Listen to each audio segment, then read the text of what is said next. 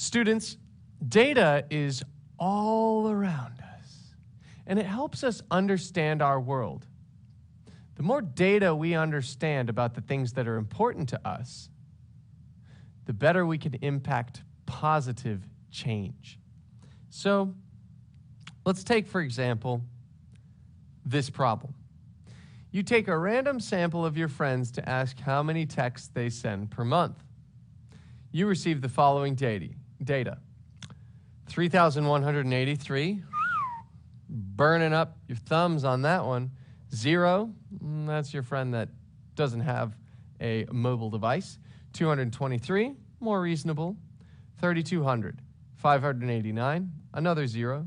2,966, 1,567, 432, 180. 1934, 2342, 168, 3464, 1412, 0, 6227. And your brain explodes because that is a lot of numbers in a short amount of time, all strung together. And it's not particularly visual, is it? There's a visual representation of data that's called a histogram. And a histogram helps us to chunk data into different intervals so that we can see relatively how often a certain data point falls in a category. Let's see how that works here. The first step for setting up a histogram is to list your data from least to greatest. The more data you have, the more difficult this becomes, and you might want to use a spreadsheet, but in this case, I think we'll be able to manage.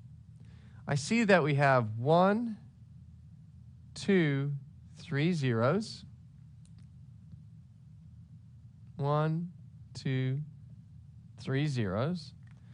And how many total data points do we have? Because at the end, whenever we're done sorting, we'll want to make sure that we count them up so we have the same that we started with, same that we ended with.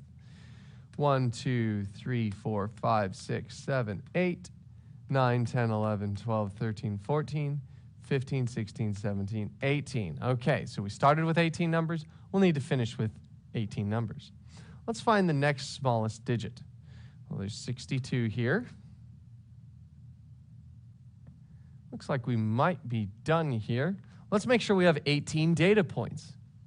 1, 2, 3, 4, 5, 6, 7, 8, 9, 10, 11, 12, 13, 14, 15, 16, 17, 18. As you can see, the more data you have, the more important it is that you have some type of spreadsheet application to automatically sort this data for you. Because at 18, I have to admit that was somewhat painful. However, we did it, and we're ready to go. So the way you create a histogram is you divide your data into equal intervals. Equal intervals. It's extremely important that you have equal intervals. Now, our data goes from 0 to 3,464. So first, let's take a look at what a histogram, even what the visual of a histogram is. A histogram, just to give us a little bit more room,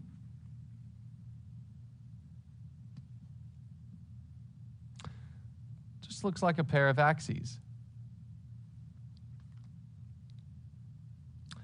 And each of our intervals are going to be on the x-axis. And then something called frequency is on the y-axis. And we will approach frequency in just a moment.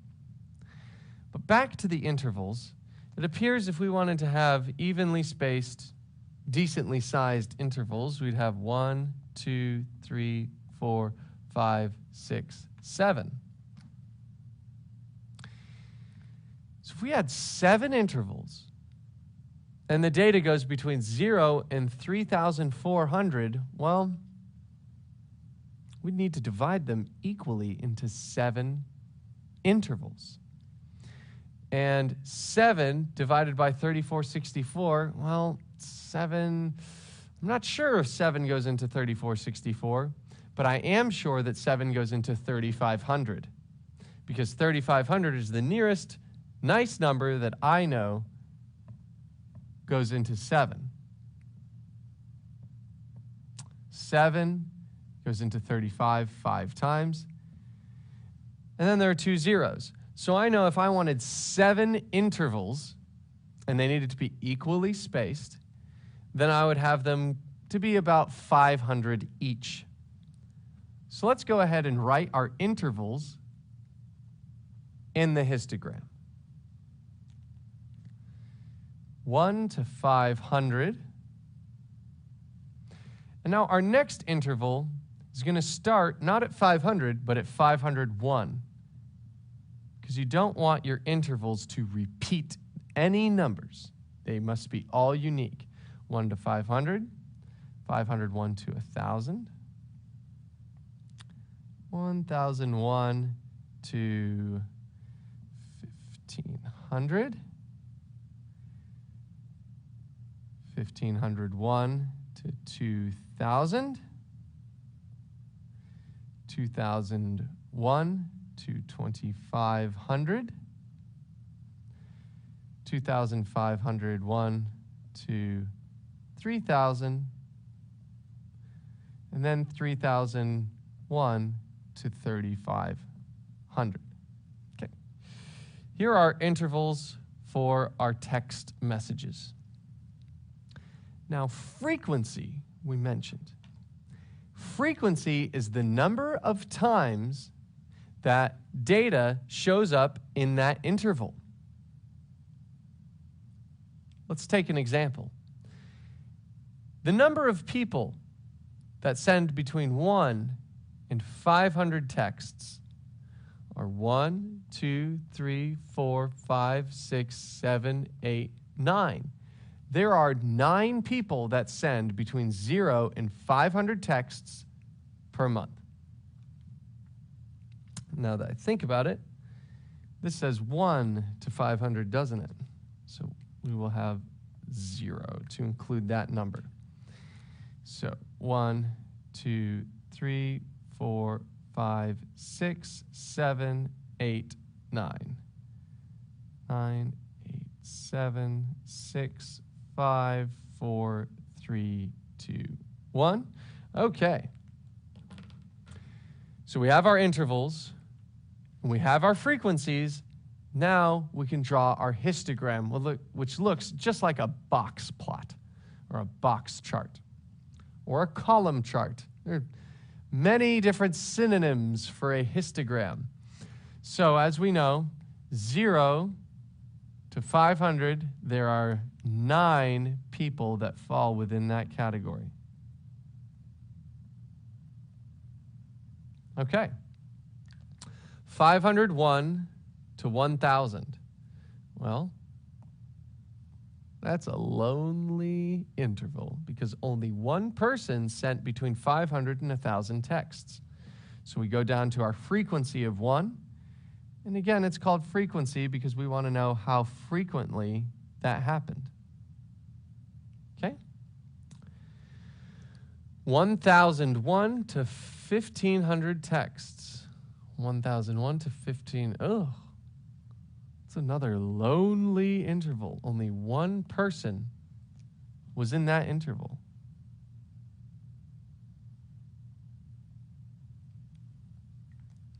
$1,500 to 2,000. 2 people.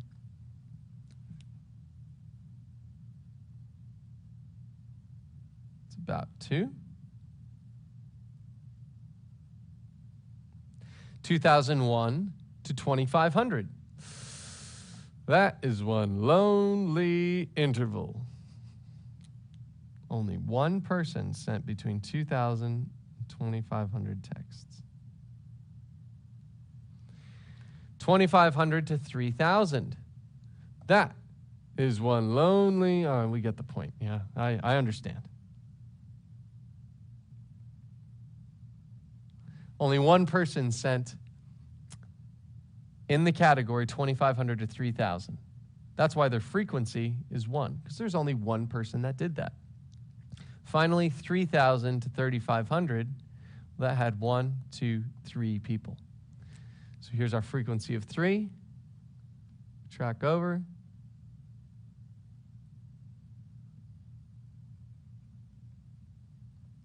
And we have our very beautiful histogram. Now the data starts to look a little bit better. We can make observations about this data. Previously, when we looked at this problem, the data made our head explode. We had all of these numbers, and they were just listed there. There were no visuals, and it was just like, oh, how am I supposed to even understand what this means? And then we walk over, we order our data from least to greatest. We create even intervals. We determine how many people fall in each interval because that's our frequency. And now we can make our nice, easy observations. The easiest observation to me is that most people in this particular study aren't texting too much, but there are a few at the end that are texting a whole lot. So it seems like there's just a few people in the middle, a lot of people not texting very much, and then a good chunk of people texting a ton. When you're creating histograms, remember, order your data from least to greatest, make your even intervals, and then determine the frequency of the number of people or whatever your data is that fall within that interval. You'll be able to make very meaningful observations by looking at this data. Thank you, and have a good day.